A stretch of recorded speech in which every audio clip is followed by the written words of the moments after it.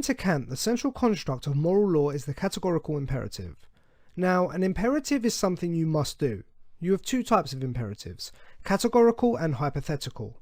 A hypothetical imperative is something you must do in order to achieve something else. If you want to be on time, you must leave now. If you want to stop your hunger, you must eat food. A categorical imperative is something you must always do, no matter what the situation is, no matter what you want to achieve or what your desires are. Categorical imperatives are universal laws, and ones we as rational beings must always follow. Okay, but how does Kant determine what our categorical imperatives are? Kant has three ways of formulating categorical imperatives. The first was playing upon the idea of universality.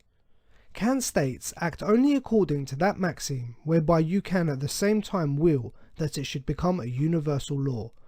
By this he means you should only act in a way whereby you would want everyone else in the world to act in the same way. And by that basis you should refrain from doing things that you would not want everyone else to do. I see.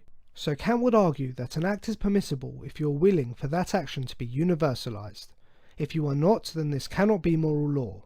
If your actions would cause contradictions in your will when universalized, then these are actions that you should not do. Let's look at the example of lying. If you're in a situation where you're about to lie, ask yourself what would happen if everyone lied all the time, if lying was permissible for everyone in the world. Truth would become meaningless. No one could be trusted. It will result in chaos. No rational person would want this type of world. So we conclude that you should never lie. It now becomes our duty and we should always obey this no matter what. Yes, I understand. Or consider the person who walks to the park to look at the beautiful flowers. One day they may want to pick some flowers to take home.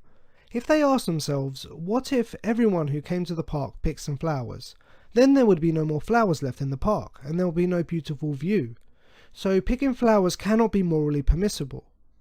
The second formulation of the categorical imperative is to treat humanity as an end in itself and never simply as a means. So for Kant, a rational or reasonable being should never be used by someone else to fulfill another end. Rather, they should be considered ends themselves. They should be treated as people. Let's consider the slave owner forcing many people to build a giant building. The building is the end and the people are being used as a means. They are being forced against their will to build. This would violate moral law and should not be permissible. I agree. And finally, the third formulation is known as the kingdom of ends. Kant imagined a hypothetical kingdom of perfect rational and moral beings. Kant urged all people to see themselves as a member or lawmaker of the kingdom of ends, and act as though your actions would be approved by this kingdom of rational beings. I see. So there you have the categorical imperative for moral law.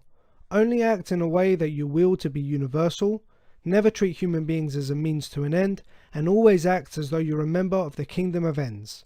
For human beings to be acting through goodwill means they are following their duty of the categorical imperative, and all beings should follow this duty at all times and no matter what.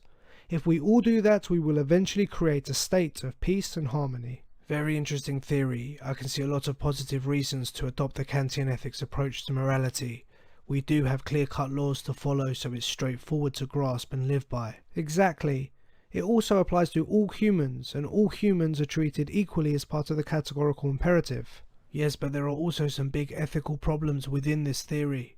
What are they? Well, Kant's theory is so focused on duty.